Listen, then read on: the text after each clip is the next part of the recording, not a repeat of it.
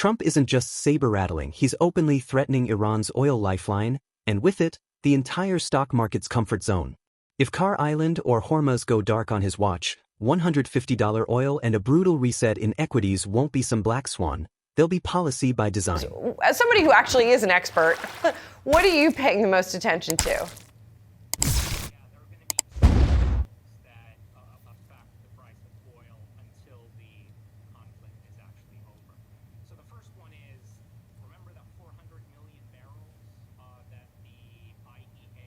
Pavel, we're having some trouble with your audio at this point, so I'm going to bring in Jake on this. Jake, you are obviously pretty steeped in this as well. And what are you hearing as you talk to people that we need to really be zeroing in on? Yeah, Julie, the thing I've been watching over the weekend is all the move you see on infrastructure in the Middle East. That is the U.S. strikes on Kharg Island, this key export terminal for Iran.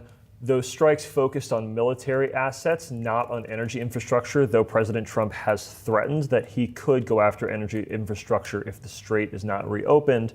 And then on the Iranian side, you saw strikes on the port of Fujairah in the UAE. This is another key oil loading terminal. Oil loadings have been paused there as of this morning. One of the things I keep hearing from the experts I talk to, more and more what you have to watch is infrastructure, because as we've talked about before, these are pieces of equipment that can't just be brought back online quickly.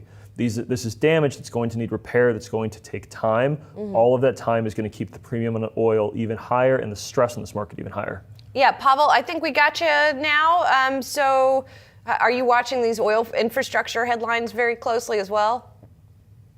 Yeah, we're watching two sets of variables. One is the pace at which the 400 million barrels of release from stockpiles can physically make its way onto the market. We had that announcement last week by the International Energy Agency, but they have not spelled out, over what time frame that 400 million will actually be released. There are some technical limitations, how quickly that can happen. I mean, the second thing, as you noted, is the pace at which tanker traffic can resume through the Strait of Hormuz. We know that for the first 10 days of March, it was down 94% versus a year ago. There is no way to normalize that completely until the war ends. But maybe that amount of decline can narrow a little bit, as countries like India, essentially cut deals with Iran to let their ships through. Pavel, we've talked a lot here about the sort of physical realities of the oil market and then how the price trades, right? Which are not always the same thing. So, for people maybe who have gotten involved in trading oil futures, who didn't do that before during all of this, what do people not understand, do you think, about how the oil market works? Well, the big picture is that if we set aside this historically unprecedented supply disruption, the global oil market is actually oversupplied. I know that's hard to believe right now, but if we did not have the Iran war, oil would probably be closer to $60 a barrel rather than 90, because global supply is outpacing the increases in global demand. Here's one statistic. 54% of Chinese auto sales are electric. They will never need oil. China is no longer the kind of demand driver for oil that it used to be.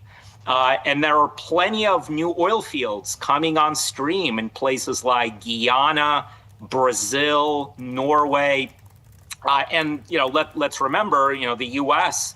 is still producing at record levels. So, as soon as the fighting ends and tanker traffic can normalize, we expect prices to cool off towards where they were before the war. And futures are sort of indicating that as well. Like if you look further out into December, I think they were trading around $75 or so. So I guess the question is, there is this, it can't go on forever, right? Even though we have seen, of course, to be sure, we've seen Mideast wars drag on in the past. So what are you watching to let you know that things are getting better, or that's, what are the signals that are showing that this is getting